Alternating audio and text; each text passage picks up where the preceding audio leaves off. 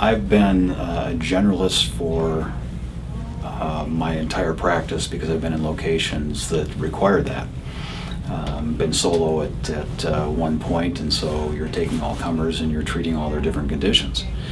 As time goes on, though, you subspecialize, and I grew up in an orthopedic program that had a lot of hand specialty, and so when I first came to town, people said, "Oh, you do hand," and it just naturally I kept doing it and do a lot of it still. There are certain procedures that people really are unaware of, like the most common part of arthritis in the hand is the basal thumb joint, and these mid-50s females come in with this horrible pain and they're not sure what to do with it, and they're very surprised that there is something definitive to do with it that works really well. The other thing that's happened over time is just kind of gravitated towards more and more total joints, and at this point that is a big chunk of what I'm doing, and I think probably it's going to be more and more of that in the future, with more of a subspecialization. The technology for that keeps improving. The longevity of the implants, just the whole procedure to go through, it's getting better, and the results are spectacular.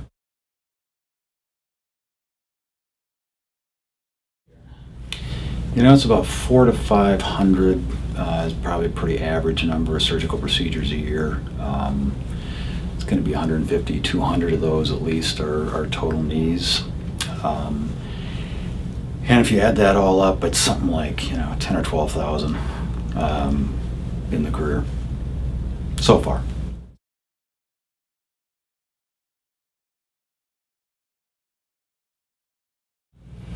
I think it's actually it's relationships with patients. I think I've done some good. People are better, and I got multi-generational families at this point where I've treated grandpa and treated mom and now the kids, and if it wasn't for that part, if it was just technical, that'd be fun. But yeah, it's pretty cool seeing people back and seeing at this point a lot of it's referral from people who have seen me in the past, and Joyce sent me in, or that sort of thing. Is you do check online, you talk to your friends and family.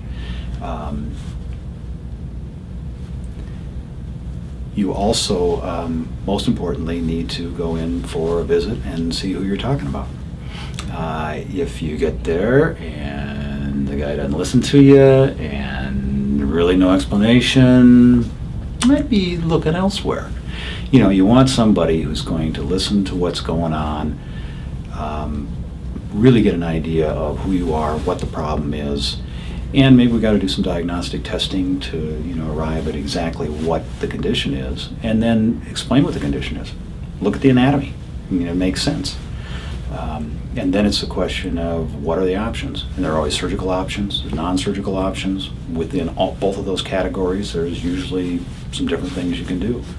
And somebody who would start you with, this is reasonable, let's try that. If not, here's kind of the cadence of things and the way it works.